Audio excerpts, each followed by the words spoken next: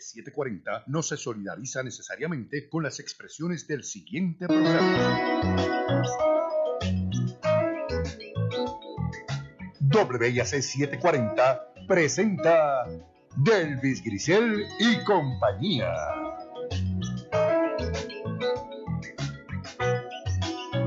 Muy buenos días, soy Delvis Grisel Ortiz. Les doy la bienvenida a esta edición de Delvis Grisel y compañía.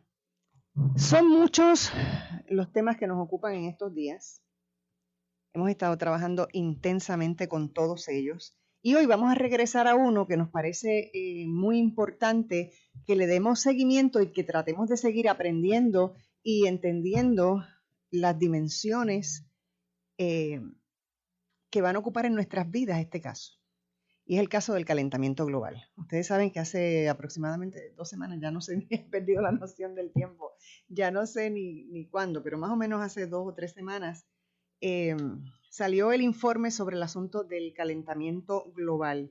Y entonces había señalamientos muy importantes dentro de ese informe y nada más eran muchos, así que me voy a referir solamente a 2 o 3 para poder iniciar esta conversación.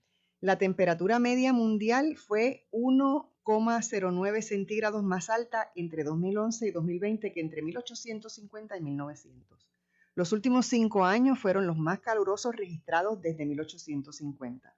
La tasa reciente de aumento del nivel del mar casi se ha triplicado en comparación con 1901-1971. La influencia humana, que esto es lo más importante que señala el informe, muy probablemente el 90% es el primer y principal impulsor del retroceso global de los glaciares de la década del 1990 y la disminución del hielo marino del Ártico. Quiere decir que la problemática del calentamiento global en gran medida ha sido establecida por los seres humanos y por eso es que es tan importante que nosotros entendamos que la huella que hemos dejado en el planeta lo ha vuelto en un asunto crítico y no necesariamente para el planeta, sino para la humanidad. Porque yo creo que nosotros a veces tenemos yo no sé, pero yo observo que a veces hay una tendencia, el mundo se va a acabar y es como si todo el mundo se fuera y se acabó la cosa y el planeta revienta. Y no nos damos cuenta que quien se extingue, si no hacemos algo pronto, somos nosotros y al otro día el planeta está precioso porque se libera de la huella humana. Por lo tanto, nosotros deberíamos ser capaces de entender y de sobre todo responsabilizarnos por el daño diario que estamos haciendo al planeta en cada rincón de este.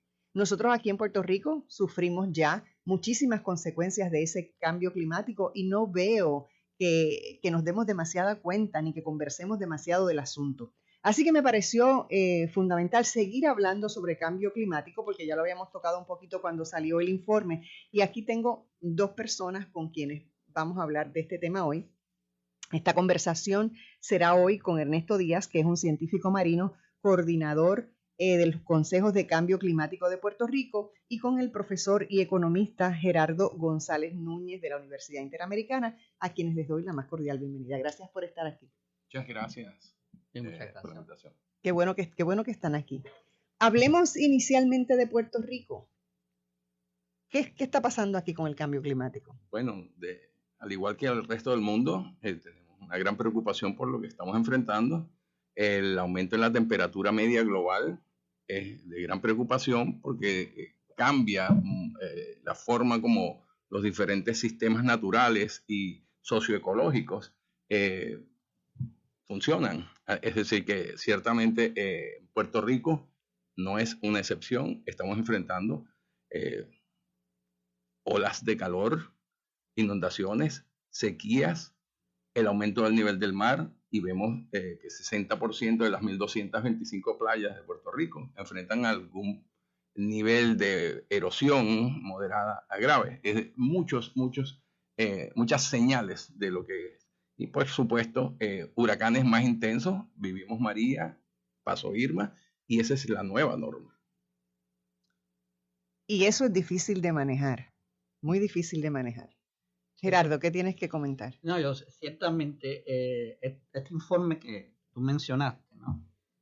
trae con mucha crudeza la realidad que nos estamos enfrentando ahora y lo que nos vamos a enfrentar en el futuro, ¿no? Hay un aspecto del informe que para mí es uno de los elementos más preocupantes, que plantea que si todos los países que firmaron el Acuerdo de París, un Acuerdo de París donde se planteó el compromiso para poder trabajar, para preservar el medio ambiente, y hubo un compromiso de esos firmantes que establecía que se iba a trabajar en la línea, tratar de bajar la temperatura a un 2% en los próximos no sé cuántos años. Este informe que tú mencionas trae a colación que a pesar, si todos los países hicieran lo que tienen que hacer, los compromisos adoptados, no hay seguridad que se pueda lograr en el plazo establecido esa reducción. Y eso es la cosa que más me preocupa, por doble rasero. Primero, porque refuerza la gravedad de la situación. Pero lo segundo es que tengo el temor de que ese reconocimiento pueda llevar la idea a aquellos que son escépticos a este cambio climático o los que se niegan a reconocerlo, a decir, bueno, ¿para qué seguir trabajando en esta línea si esto no se valora según el informe de los expertos? Yo creo que ese dato hay que interpretarlo de una forma diferente. Hay que interpretarlo de la siguiente manera. Esto es en serio. Y esto hay que cogerlo con responsabilidad. Y cuando digo responsabilidad de todos los actores que tienen que participar en esta línea, ¿no? Que son gobierno, empresa privada y población. O sea, yo creo que estos tres actores tienen responsabilidad. Muchos especialistas dicen, bueno, el gobierno es el que debe jugar el papel más importante en las medidas que debe tomar para poder apoyar los esfuerzos para la protección del medio ambiente. Bueno, uno lo puede pensar así porque los gobiernos, aún de los países más pobres, tienen una capacidad económica que puede exceder, ¿no?, a la totalidad de un conjunto empresarial en un determinado país. Pero realmente no se puede circunscribir solamente en los gobiernos. Creo que el sector privado, los negocios y la población como individuo tienen un papel que jugar. Ese es un elemento. El otro elemento que veo con preocupación es que todavía los compromisos que se adoptan para trabajar en la línea de proteger el futuro, la actualidad y el futuro del ecosistema terrestre, lo están viendo, o sea, hay una variable que juega y es la variable económica. O sea, ciertamente todos los esfuerzos que se realizan en esa línea hoy en día todavía son costosos en estos tres niveles, ¿sí?, a nivel de gobierno, empresa privada y de población. Y por lo tanto se está condicionando ciertas actitudes en esa línea en función del coste económico. Por ejemplo, voy a poner dos ejemplos. La cuestión de las investigaciones para buscar una fuente alterna de energía al petróleo, o sea, el combustible fósil. Se ha demostrado que estas investigaciones se fortalecen o se debilitan en función a cómo está el precio del barril de petróleo en el mercado mundial. Por ejemplo, hay estudios que han demostrado que cuando el precio del barril de petróleo sube los $100, eso estimula a las empresas que tienen la capacidad económica para investigar a incentivar las investigaciones para buscar una fuente alterna de energía. Cuando ese precio del petróleo cae por debajo de los $50 el barril, se desincentivan las investigaciones. Entonces ahí tenemos un elemento de preocupación. O sea, esto no es un asunto solamente de matriz económica, esto es un asunto, como tú planteas, de sobrevivencia. Te voy a poner otro ejemplo que tiene que ver con Puerto Rico. Y tiene que ver específicamente con esto que se ha dado, por cierto, que Puerto Rico ha cogido un auge en la instalación de plantas solares en las casas. Es un auge tremendo. Yo me recuerdo hace unos 7 años, nada más que había una o dos compañías dedicadas a eso. Ahora hay un montón de compañías que se están vendiendo. Yo creo que después de María. La experiencia de María es lo que ha llevado a eso. Pero sin embargo, he conversado con muchas personas que se han metido en esta alternativa. Primero, me dicen que no es una opción todavía económica. Es costosa. Y el mayor nivel costo de poner plantas solares en tu casa va a depender también de la cantidad de celdas que tú quieres poner. Eso es una variable. Plus también las baterías. Bueno, además no hay mucha educación al respecto. La gente lo ha hecho más por desesperación. Y la verdad es que los costos que cobran estas compañías son excesivos. Y ponen a las personas en unos compromisos de 25 años y cosas así por el estilo, que es una barbaridad. Y eso es lo que yo quiero referirme. Como 3 veces lo que podría cobrar. Lo que podrían cobrar por un sistema que le sirva a la gente, que sea adecuado para cada casa. Claro, pero por ejemplo, te voy a poner el ejemplo. Lo financia. Mucha gente no tiene el dinero para pagarlo en casa. Y lo financia a 25 años. Y le puede salir al final ese costo entre 200 y 300 dólares. Entonces, con ese número, tú podrías entender que una familia que gasta más de 300 dólares en electricidad obtenida de la Autoridad de Energía Eléctrica, le es sentido meterse en ese proyecto. Pero aquellos que tienen un consumo eléctrico que está por debajo de 200 dólares, no les es sentido meterse en ese proyecto. Entonces, aquí viene la cuestión. Ok, entonces no me meto en energía solar porque me va a costar mucho más en mi bolsillo. Pero adiós al medio ambiente. O sea, ahí donde tiene que jugar, ahí es donde tiene que jugar el papel del Estado. Bueno, ¿cómo lograr?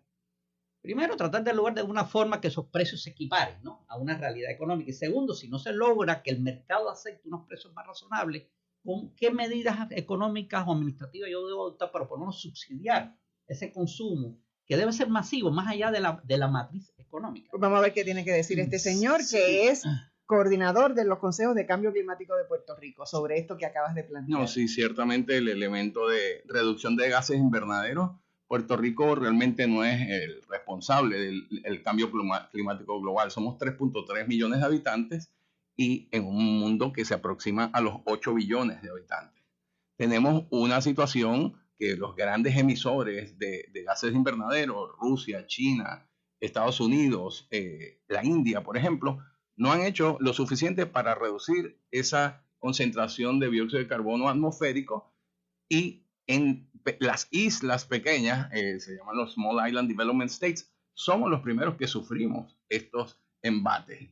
Enfrentamos las sequías, no tenemos apoyo directo por tierra, así que siempre luego de un huracán, una sequía, tenemos que responder nosotros internamente y nos toma mucho más tiempo recuperarnos en eventos extremos como huracanes. Por ejemplo, ocurrió durante María, había ocurrido en Georgia también. Cuando uno habla de cambios climáticos, nos referimos a esa inyección de gases invernaderos que más allá de los procesos naturales y el ciclo de carbono conocido, ¿verdad? Fotosíntesis, respiración, etcétera. Estos gases de invernadero que estamos inyectando a la atmósfera desde los 1800 ya se conocía que iban a aumentar la temperatura global. Con el aumento de la población, el proceso de industrialización, luego de la revolución industrial, el uso masivo de combustibles fósiles se ha acelerado y el tiempo de residencia del dióxido de carbono en la atmósfera es extenso. Quiere decir que aunque detuviésemos o redujamos significativamente las emisiones, ahora el calentamiento va a persistir, y es esa meta que mencionaba usted, de que aspiramos a 1.5 grados máximos, quisiéramos, de aumento al 2100, pero muy probablemente vayamos a excederlo porque no estamos haciendo lo suficiente.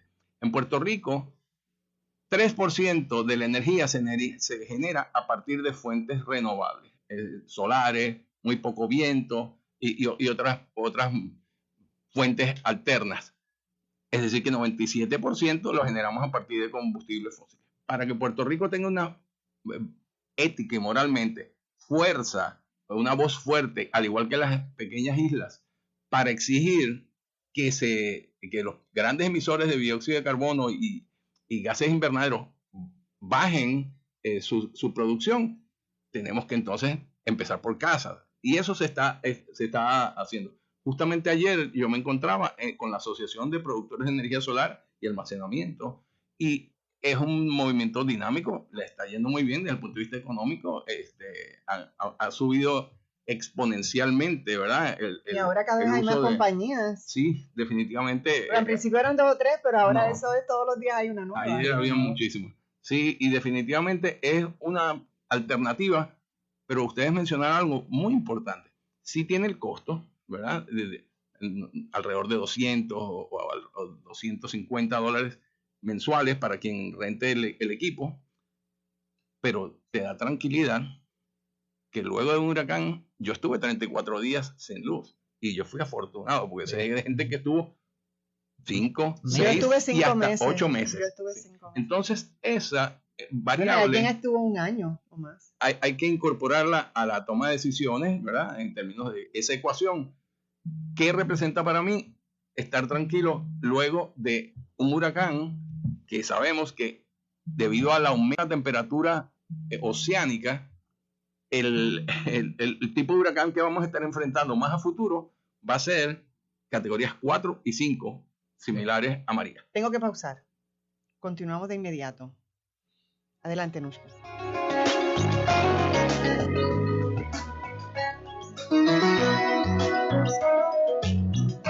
No se retire. En breve regresamos con más de Delvis Grisel y compañía.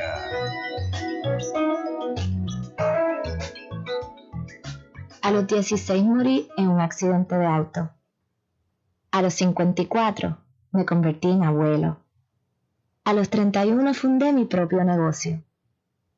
A los 43 le di la vuelta al mundo. A los 29 fui padre por primera vez. Cuando donas tus órganos, vives más allá de tu vida. Lifelink de Puerto Rico. Regístrate como donante en donavidapuertorico.org. Tu tiempo es valioso y yo no te hago perder el tiempo en la mañana. Aquí en Sin Tapujos Repensando a Puerto Rico te damos las entrevistas, la información que necesitas saber para comenzar tu mañana bien informado. Todos los días de 6 a 9 de la mañana por WIAC 740. Sin tapujos, con la mejor manera de llevar la noticia. Por esta tu emisora, WIAC 740.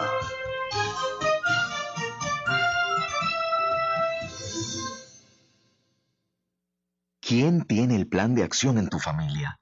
En una emergencia, cada segundo cuenta. Por eso, la Cruz Roja Americana Capítulo de Puerto Rico te recomienda que identifiques 2 lugares de encuentro por si tu familia se separa durante un desastre. Haz un plan de emergencia adecuado para tu familia. Visita cruzrojapr.net o llama a la Cruz Roja Americana Capítulo de Puerto Rico al 758-8150, 758-8150.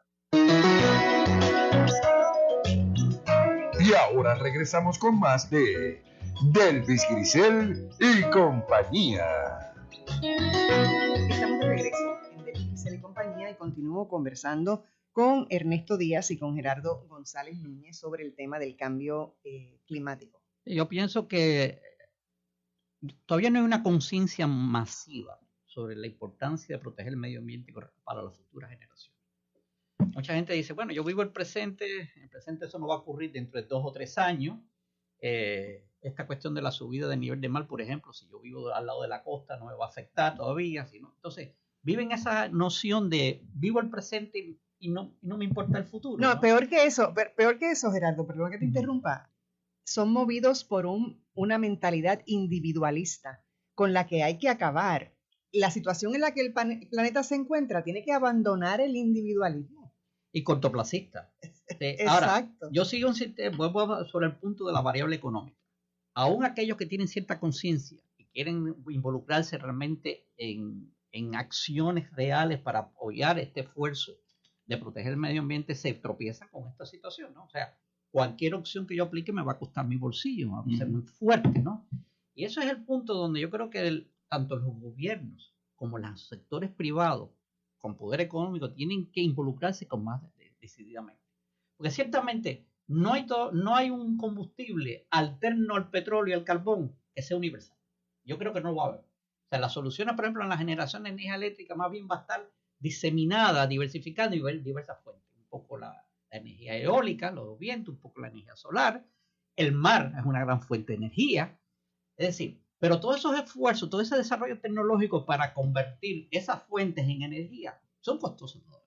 Sí, al igual que la energía nuclear, pero que tiene un riesgo. Es muy limpia, que es controversial, pero tiene un gran riesgo. Y sobre todo después de lo que pasó en Chernobyl. Correcto. Pero por eso ahí donde los estados y las empresas, el sector privado tienen que involucrarse con más decisión.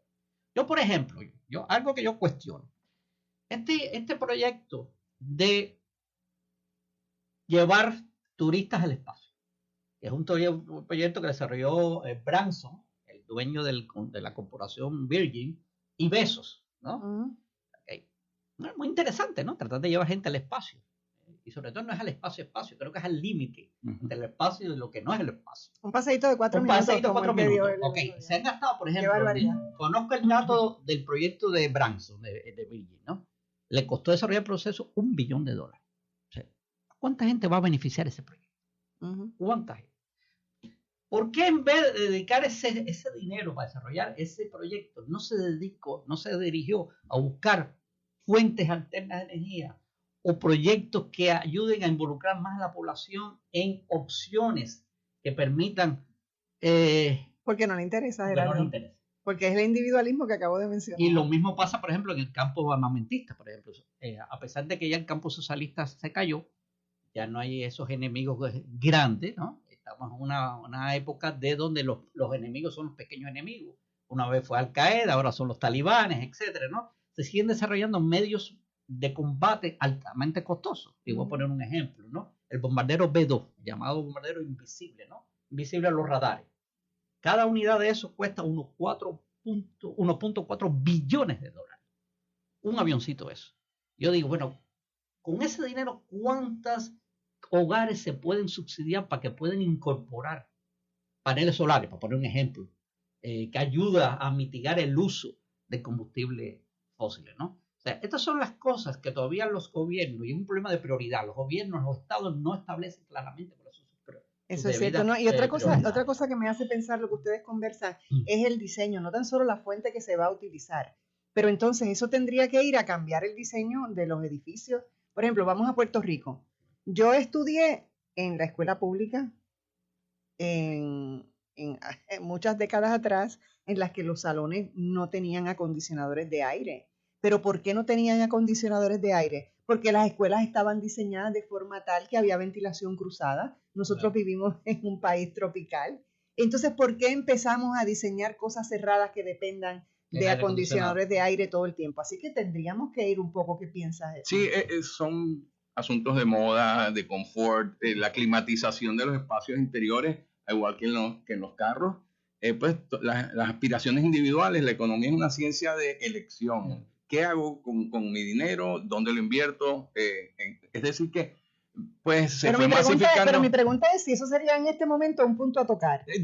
Solamente un punto de muchos arquitectos que están definitivamente retomando lo que eran esas variables de diseño pre-acondicionadores de aire. La reforestación, la arborización en las áreas urbanas definitivamente es súper importante para bajar la temperatura en las islas de calor que hemos creado, que son las ciudades.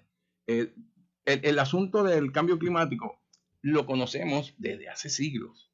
Claro. Ciertamente. Ha venido cambiando y se conocen las propiedades del vapor de agua, de las moléculas de dióxido de carbono, de que retienen el calor, desde Svante Arrhenius, Tyndall, todos estos científicos ya lo habían presentado.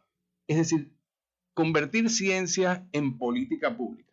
Tomó 21 reuniones de las partes para que en París se firmara en el 2015 el acuerdo. Ahora vamos en Glasgow, a la número 26, y no hemos hecho mucho realmente luego de que se hayan firmado y se hayan establecido estos compromisos de los 195 países firmantes. Quiere decir que ciertamente ya la ciencia, con este sexto informe del panel intergubernamental de cambios climáticos, se confirma lo que veníamos diciendo, pero ya ahora se utiliza el vocablo unequivocal, ¿verdad? Que es, sin lugar a dudas, es el humano el responsable. ¿Qué vamos a hacer? En la medida en que queda poco tiempo, se siga posponiendo las decisiones que se tienen que tomar, es eso lo que llaman el disruption, ¿verdad? ¿Cuándo vamos a tomar conciencia de que el quemar combustibles fósiles es la causa de lo que estamos enfrentando? Y hemos tenido señales en el noroeste de los Estados Unidos, en Europa en estos momentos, olas de calor insoportables, 120 y más grados Fahrenheit. Ciudades que han desaparecido con eso. Por ejemplo, Seattle no tenían aires acondicionados, no era necesario. Ahora todo el mundo está pensando en eso. ¿Qué va a significar? Si utilizas combustibles fósiles, nuevamente va a aumentar las emisiones. En respuesta al problema, estamos creando más del problema. Hay muchos de estos estamos asuntos. Metiendo en un callejón sin salida, diría mi abuela. Sí, y es obviamente ya tenemos la política pública. En Puerto Rico, la ley 17 llama a la transformación del sistema energético, fue lo que posibilitó pues, que se privatizara, que Luma tiene la transmisión y la generación todavía se hace en 97% con combustibles fósiles, pero convertir la política pública, la ley 33 también establece las metas de que al 2050 estemos en 100% de producción de energía eléctrica a partir de fuentes limpias o renovables. Esos 3% que tenemos en la actualidad para llegar a 100% en 2050 no vamos a un buen ritmo. No, ciertamente no. Yo creo que hay otra dimensión de lo de la protección del medio ambiente que no solamente tiene que ver con el uso de fuentes alternas de energía a las fuentes fósiles, ¿no? Y tiene que ver con y que impacta la salud, por supuesto, de la población, tiene que ver con la protección de los bosques. O sea, y aquí esto nos mete en otro gran dilema, que aunque se ha estudiado y teóricamente existe, no se ha resuelto en la práctica, que es la relación entre desarrollo económico y protección del medio ambiente. Sobre todo para las áreas más pobres del planeta, ¿no? A las áreas, territorios más pobres del planeta, por ejemplo. Muchas áreas, en muchas zonas del mundo, estos sectores pobres han ido acabando con el bosque. ¿Y por qué han ido acabando con los bosques? Por dos razones. Primero, ir creando una agricultura de sobrevivencia y ir buscando espacio para montar sus precarias casas, ¿no? Entonces, ¿cómo lograr que eso no siga ocurriendo? Por ejemplo, un ejemplo muy típico ha sido el Amazonas, en el Brasil. O sea, el Amazonas, que hay que unir a esta variable que estoy explicando, la explotación de minería ilegal. O sea, el Amazonas ha ido reduciendo su espacio, ¿no? Por estos tres factores. Bueno, están las empresas inescrupulosas que están acabando con el bosque para explotar minería, porque realmente el Amazonas, el subsuelo, es una gran fuente de recursos mineros, estudiado y no estudiado. Pero también hay muchos sectores pobres en el Brasil que están viendo en el Amazonas como su espacio para poder sobrevivir. Y frente a eso, el gobierno brasileño no está adoptando políticas que compensen esa realidad. Entonces también, ¿cómo decirle a estos sectores pobres? No creas tu espacio de sobrevivencia, porque tenemos que proteger el medio ambiente para el futuro. O sea, estos son dilemas todavía que en términos prácticos no se le ha buscado una solución. O sea, el congeniar la aspiración real de toda población, de toda comunidad, de todo país a desarrollarse, sin que eso implique una destrucción futura del medio ambiente. Yo creo que ese es otro elemento también que, a pesar de que se ha estudiado, no se ha convertido todavía en acción práctica efectiva en esta línea. Tengo que hacer una pausa, pero regresamos de inmediato a Delvis Grisel y compañía. No se vaya nadie.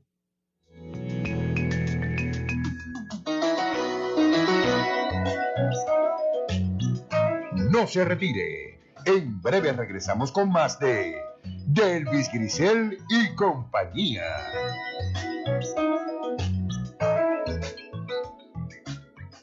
Si deseas ofrecer un excelente servicio de café, ya sea en tu oficina o negocio, el programa de Nescafé Solutions es tu mejor alternativa. Desde el típico café con leche, el exclusivo Fresh Vanilla o nuestro exquisito chocolate caliente. Nescafé Solutions, sabores que exaltan y llenan todos tus sentidos. Para información de nuestros sistemas y equipos especializados para tu negocio u oficina, llámanos al 787-731-4551 de Swear Corporation. Alianza Solidaria, un programa distinto, diferente. Más de 60 organizaciones sin fines de lucro comprometidas con el bienestar del ser humano, de nuestras comunidades. Conozca de primera mano las iniciativas y proyectos que llevamos a cabo buscando siempre mejorar la calidad de vida de los nuestros. Participa e intégrate con nosotros. Alianza Solidaria, este y todos los jueves a las 5 de la tarde con su mantenedor Iván Sánchez por aquí, WIAC 740. Cansado del mismo análisis noticioso, cargado de intereses creados, de gobiernos sin soluciones, gobernando de crisis en crisis. Sábados con Carlos Rosso es la discusión seria, análisis distinto e inteligente, entrevistas diversas a profundidad. Líderes comunitarios, G8, La Perla, Barrio Obrero, Playita, Península de Canteras, residenciales públicos, Lloren Torres y muchos más. Cooperativas de vivienda, siempre disponibles en Sábados con Carlos Rosso por WIAC 740, sábados de 3 a 5 de la tarde. Les espero. Y ahora regresamos con más de Delvis Grisel y compañía. Estamos de regreso y bueno, hay algo que a mí me preocupa muchísimo en este asunto del calentamiento global. Puerto Rico, yo dirigí el programa de manejo de costas y cambio climático del Departamento de Recursos Naturales por 25 años. Es decir, que hemos estudiado, hemos informado, se han adoptado políticas públicas importantes, sin embargo, las políticas públicas no se están implementando efectivamente ni a nivel mundial. Quiere decir que el llamado científico a la acción, las alertas que se han presentado, los datos, las evidencias han permitido que se adopten, o sea, se formalicen acuerdos y se adopten política pública, pero no hemos logrado que se masifique la adaptación y la reducción de emisiones, que lo llamamos mitigación. ¿Y por qué no ha ocurrido eso en Puerto Rico con todo eso que ustedes estudiaron y todas esas cosas que dijeron? Nuevamente hay muchos factores que intervienen. Por ejemplo, la tenencia del terreno. ¿Quién es el dueño del terreno? Aspira a maximizar el aprovechamiento de ese espacio. Y entonces eso implica que en muchos casos se acercan al factor de riesgo, bien sea en los ríos, quebradas, o en el caso del mar, que es aún más complejo. Y ahí hemos visto Rincón. Yo le puedo indicar que luego del huracán María, el grupo mío y yo visitamos sobre 380 sitios y lo que vimos fue una devastación enorme. En muchos casos esos escombros están ahí.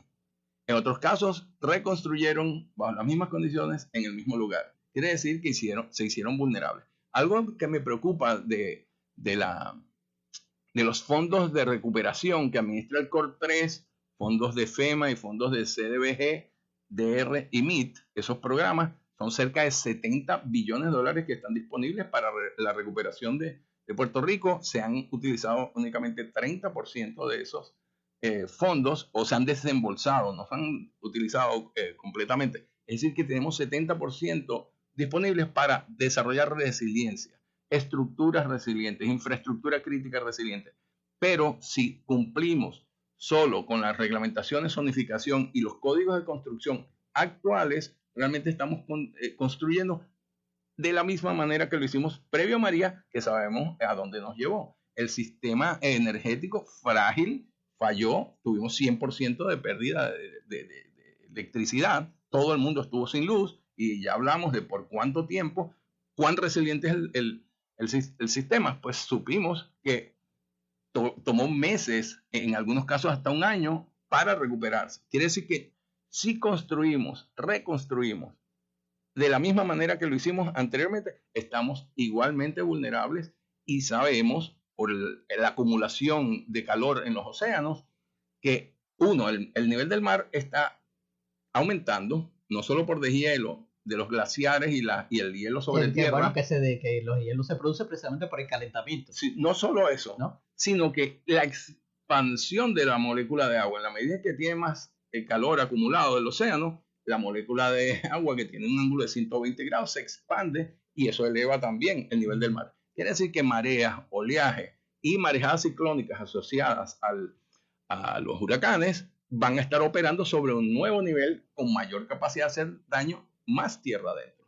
Quiere decir que tenemos la ciencia, tenemos el conocimiento, la política pública, tenemos que trabajar en los reglamentos y los códigos de construcción para adecuarlos y fomentar el que se construya en lugares alejados de los factores de riesgo, reducir la exposición al riesgo y nuestra propia vulnerabilidad, y por otra parte entonces elevarlos en el caso de las áreas costeras para evitar pues que en episodios tipo huracanes, marejadas ciclónicas, sufran de la misma manera que ocurrió durante María. Hay mucha información. ¿Cómo logramos que lo que ya es política pública se aplique efectivamente? Es ahí donde el proceso educativo, el proceso de información y en la democracia, pues los ciudadanos tienen una voz exigiéndole a sus representantes, a sus senadores y a todo el que quiera ser electo que cumpla con estos elementos específicos de la política pública. Yo pienso también que los ciudadanos tienen que jugar también otro papel, aparte de ser una fuerza de presión para que se cumplan ciertas políticas públicas de acuerdo a esto que estamos hablando. Y es que creo la conciencia de nosotros como individuos de qué podemos hacer y no debemos hacer para seguir no presionando más al medio ambiente a su degradación. He leído muchos informes de especialistas que plantean también la actitud de los individuos, nosotros como individuos solos, no está ayudando a este proceso. Por ejemplo, en el caso, ponen un ejemplo, el caso de los hábitos alimentarios. El hecho de depender de nuestros alimentos, fundamentalmente productos que vienen de la tierra, genera lo que ahorita yo hablé, ¿no? Genera que entonces hay más presión sobre el mercado para crear una agricultura más extensiva, agricultura que por supuesto para expandirse necesita de la eliminación de los bosques, ¿no? Cosas como eso, ¿no? Entonces, la alternativa que algunos estudiosos y analistas han planteado es, bueno, vamos a volcarnos a lo que se llama la economía azul, o sea, volcarnos más a explotar los recursos del mar y menos de la tierra. Y ahí, dice, me va a perdonar convertirme yo en entrevistador y hacer una pregunta al experto, claro, ¿no? Claro. ¿Cuál es su opinión? Esto es una conversación. ¿Cuál es su opinión al respecto? O sea, con respecto a estas opiniones y recomendaciones de volcarnos más a explotar los recursos marítimos, en términos, por ejemplo, peces, pescado, para un poco balancear la dieta del ser humano para que no dependa mucho de los recursos alimentarios de la tierra. Amén, también hay otro elemento que habría que analizar también, el desarrollo de muchos desechos sólidos que nosotros producimos en nuestros hogares, que eso también ayuda, ¿no? Pero sobre todo quería ver tu opinión sobre la cuestión de esto que le llaman la economía azul, volcarnos a la explotación más intensa. Yo he visto reportajes sobre el asunto del mar y eso está fatal. Es muy curioso porque el término, y de hecho yo tuve la responsabilidad de desarrollar el plan estratégico para el desarrollo de una economía azul para Puerto Rico e Islas Vírgenes, financiado por la Agencia de Desarrollo Económico, Economic Development Administration Federal. Ajá. Y se presentó ese plan estratégico hace unas 2 semanas. Y está disponible bajo la organización Blue Tide, está disponible ese documento. La diferencia entre lo que se llama, tradicionalmente se llamaba la economía de los océanos o la explotación del recurso marino, en muchos casos sobreexplotación de esos recursos, que trae pues una disminución en las capacidades de recuperación de los mismos sistemas. La economía azul persigue que todo lo que sea aprovechamiento de los recursos marinos se realice de una manera sostenible, es decir, que se conozca la capacidad de carga o de acarreo de cada sistema, no se exceda y que toda intervención potencie la generación de empleos con equidad y desarrollo económico. Nosotros desarrollamos 8 portafolios para las intervenciones y la generación de empleos y desarrollo económico sostenible a partir del mar. La recreación es algo que es natural, ¿verdad? El turismo, la transportación son muy conocidos, pero entonces la reducción de lo que llaman marine debris o los desechos en el mar, los microplásticos, son asuntos que debemos atender, la resiliencia costera, la investigación y la energía. Es decir, podríamos tener paneles solares flotantes, particularmente en el sur, ya que el área norte tiene mucha energía y podría capitalizarse no solo en la energía oceanotermal, sino también en la dinámica del oleaje para producir energía. Es decir, que sí, el océano ofrece grandes oportunidades, es costoso, pero hay compromisos a nivel federal en particular, y estos mismos fondos de recuperación de COR 3 que canalizan de estas agencias federales, ¿verdad? Son oportunidades para desarrollar nuevas alternativas sostenibles y que consideren que sí, el océano es una fuente potencial de proteínas y de empleos, de desarrollo económico, pero hay que hacerlo en el marco de su capacidad y no excederlo. Yo creo que ese es el punto, por eso te lo he preguntado, porque este interés de ciertos sectores gubernamentales y privados, etcétera, de poder garantizar un balance en la dieta del ser humano, incorporando más productos del mar, que realmente es una meta loable, ¿no? Y en principio es loable, ¿no? Pero sin embargo, en muchas áreas del mundo, como tú dijiste al inicio de tu intervención, la sobreexplotación de los productos del mar ha provocado por ejemplo, que se han despoblado grandes zonas de mar de peces. Eso es bárbaro. Eso es bárbaro. Es Por ejemplo, bárbaro. y Yo he visto un documental que es aterrador. Sí, aterrador, sí. ¿no? Que uno dice, no como pescado más nunca. Y te pongo el ejemplo. Bueno, ese pescado, hay pesca sostenible. Pero hay pesca que no han pensado en el valor de la autosustentabilidad. Y también la maricultura. Y que se llevan otras especies que no las La usan para nada, pero se las los llevan arrastres, enredadas como, en las redes, ¿no? como Sí, son los ese es pesca delfines. indiscriminada. No, y si les molesta, porque ese pez interviene con lo que ellos van a hacer, los asesinan. Y a los mamíferos marinos, como a los Exacto, delfines. las primero ballenas, que los delfines, las orcas. Bueno, Pero la maricultura o acuacultura en el mar es una gran oportunidad también para aumentar, no solo generar empleos, desarrollo económico, posibilidades de exportación. Es algo, sé que la Agencia Nacional Oceánica y Atmosférica se ha comprometido a duplicar la cantidad de peces y de productos del mar que se trabajan en el marco de la acuacultura para reducir su déficit en la importación-exportación que tienen sobre los mariscos y los peces en general, ¿no? Que importan más de lo que producen. ¿Sabes? El ejemplo que a mí me viene a la mente cuando hablamos de este tema es Japón y la captura indiscriminada de ballena. uh-huh. Que capturan la ballena no para aprovechar su carne, sino el aceite que genera la ballena. No sé si ustedes recordarán esas escenas constantes en la televisión, Greenpeace tratando de evitar de que maten muchas ballenas. Japón estaba, parece, en una actitud desaforada, ¿no? De capturar todas las ballenas que fueran sin tener el adecuado balance.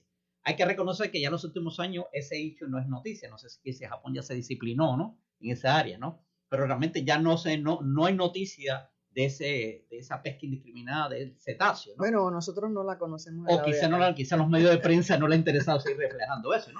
Pero realmente me venía a la mente esa imagen, ¿no? Japón capturando indiscriminadamente ballenas a derecha e izquierda, sin olvidarse de los balances, ¿no? Para poder mantener la especie. Es bárbaro. Es bárbaro. Y yo me pregunto ahora, ¿hay alguna cosa que estemos haciendo bien dentro de todo este proceso? Ustedes pueden pensar en una sola cosa que en la humanidad ustedes digan, hay un rayito de luz ahí en este sitio. No me digan, no piénsenlo, se lo voy a dar que lo piensen porque me tengo que ir a la pausa. Y cuando regresemos de la pausa, pues inmediatamente conversamos sobre si hay alguna cosa, algún rayito de luz de algo que estemos haciendo bien.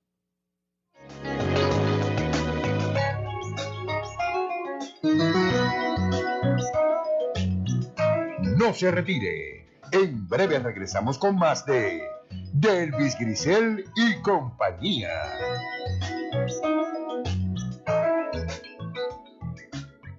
Acompáñame a investigar todo lo que nos importa, lo que nos preocupa y lo que queremos como puertorriqueños, con una perspectiva distinta y honesta desde el punto de vista de una mujer del mundo de las comunicaciones y el periodismo. Si quieres enterarte primero, sintoniza de lunes a viernes a la 1 de la tarde en Blanco y Negro con Sandra. Te espero. En Blanco y Negro con Sandra Rodríguez Coto. Tu tiempo es valioso y yo no te hago perder el tiempo en la mañana. Aquí en Sin Tapujos Repensando a Puerto Rico te damos las entrevistas, la información que necesitas saber para comenzar tu mañana bien informado. Todos los días de 6 a 9 de la mañana por WIAC 740. Sin tapujos, con la mejor manera de llevar la noticia. Por esta tu emisora, WIAC 740.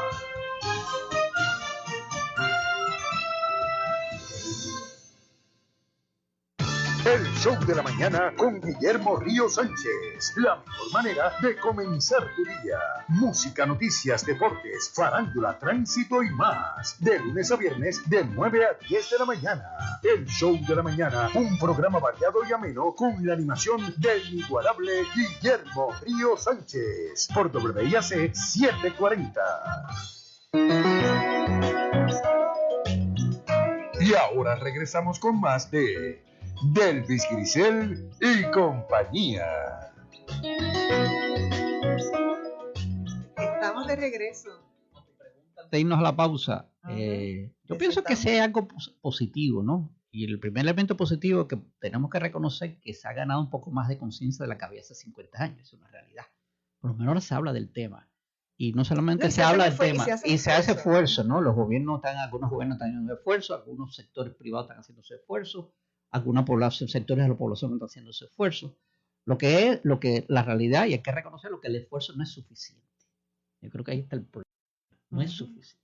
Yo creo que hay mucha más gente que deben incorporar a esta tendencia, porque, como dije yo al inicio, ¿no? Hay muchos escépticos y hay gente que niega que eso sea una realidad.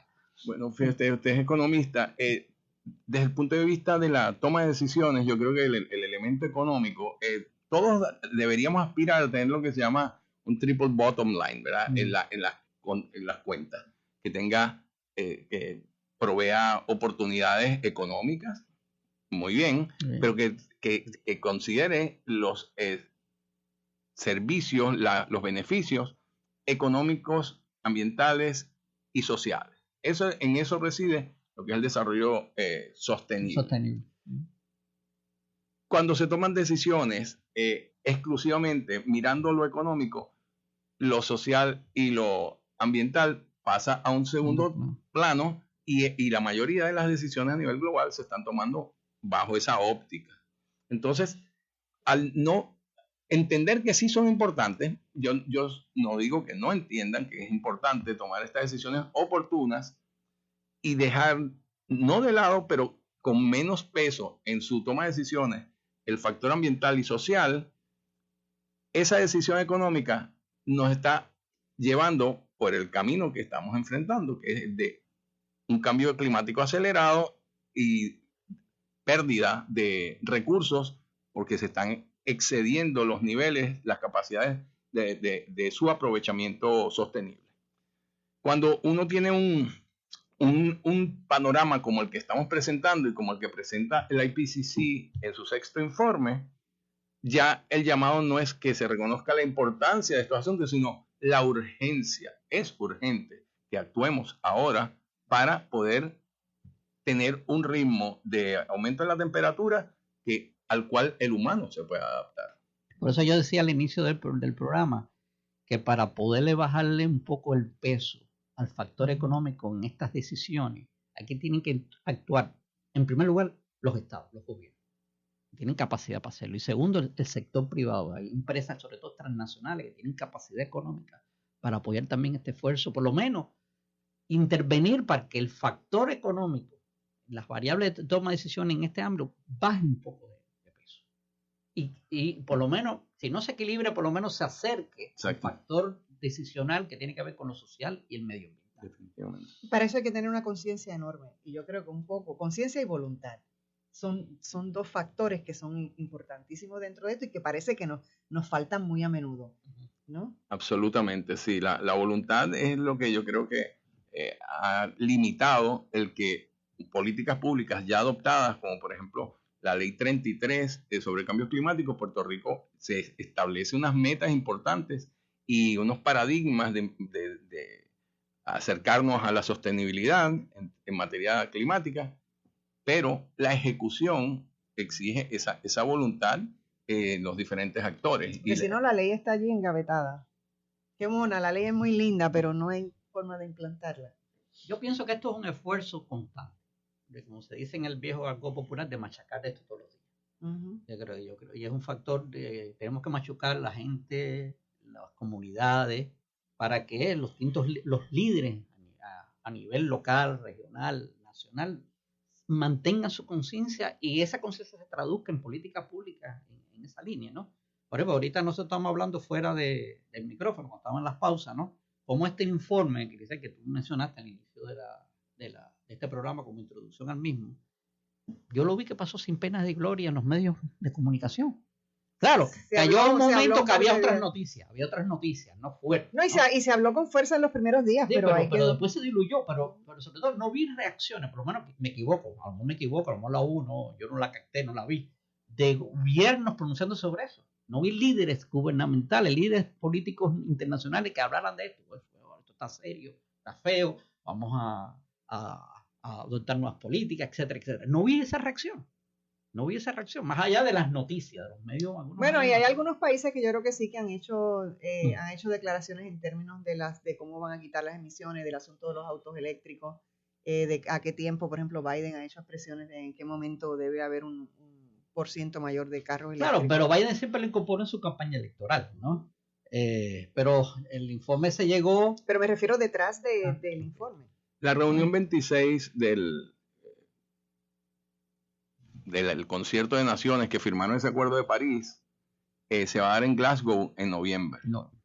Quiere decir que ese momento es la oportunidad para que estos líderes... Es crucial. Definitivamente. Y ese es el timing y lo oportuno de que este informe haya salido en este momento para que todos los diferentes actores sociales se preparen y exijan de que los compromisos adquiridos en París, ahora con este carácter de urgencia, que se plantean estas situaciones globales, y el informe lo documenta, sobre 200 científicos de talla mundial lo respaldan. Nosotros acá en Puerto Rico también tenemos nuestros informes y los presentamos, y vamos en noviembre justamente a finalizar y publicar el informe sobre el estado del clima de Puerto Rico. Ese momento, yo creo que noviembre va a ser el momento en que esos líderes están llamados a realizar esas expresiones, sobre todo luego de haber conocido los hallazgos de este informe publicado recientemente. Y yo creo que de cara a esa reunión es muy positivo ver como uno de los dos países grandes emisores de gas invernadero, que es Estados Unidos, ahora hay una administración que vuelve a retomar el tema con conciencia, ¿no? Porque recordemos que la otra administración, la de Trump, realmente negaba esta potestad y había alejado a Estados Unidos de cualquier compromiso internacional para ayudar. Bueno, de hecho se había retirado del Acuerdo de París. O sea, por lo menos es algo positivo que haya una nueva administración que le pone el acento correcto al tema, ¿no? Y no es cualquier país, como dije ahorita, es junto con China uno de los dos grandes emisores de gas invernadero a nivel mundial. Definitivo. Hay mucho que aprender, hay mucho para actuar. Y hablando que mencionabas ahorita sobre la importancia de los ciudadanos y las ciudadanas en todo esto, y eso es algo que yo siempre me ocupo mucho de decir en este programa, hablarle directamente a nuestra gente. Hay mucho que usted puede hacer cada día que se levanta y que es su responsabilidad ciudadana, porque usted siempre piensa, yo vivo en una democracia, pero es que la democracia no está hecha sola de derechos, también está hecha de deberes. Y los deberes en este momento son bien importantes porque nos va la vida en ello, en asumir responsabilidad. Me queda un minuto y quiero consejo para nuestros ciudadanos y ciudadanas sobre qué es lo que pueden hacer. Nosotros tenemos que reconocer nuestra huella de carbono. ¿Qué estoy haciendo yo a diario que contribuye a reducir lo que hemos estado discutiendo? El reciclaje es algo importante. Si no reciclan en su municipio, exigir que lo hagan. Si usted tiene la oportunidad de adquirir sistemas solares o producir su energía a partir de fuentes renovables, es una gran oportunidad que además le da tranquilidad en caso de que venga un huracán. Es decir que esos dos puntos creo que serían importantes: cosechar las aguas de los techos, tratar de reducir la dependencia. O sea, recoger el agua de lluvia. Correcto. Son algunas de las recomendaciones que haríamos para reducir nuestra huella de carbono. Fantástico. Creo que ya tenemos al amigo Germán Valentín en la línea telefónica para los consejitos de quiebra en la mañana de hoy. Adelante, Germán, buenos días. Muy buenos días, Luis, y buenos días a la radio audiencia. Hoy les hablaré sobre algunos de los criterios que se utilizan para determinar qué capítulo del código de quiebra es el que más le conviene. Las necesidades de cada cual o de cada potencial deudor en quiebra son distintas, pero una buena comunicación y cooperación con su representación legal son esenciales.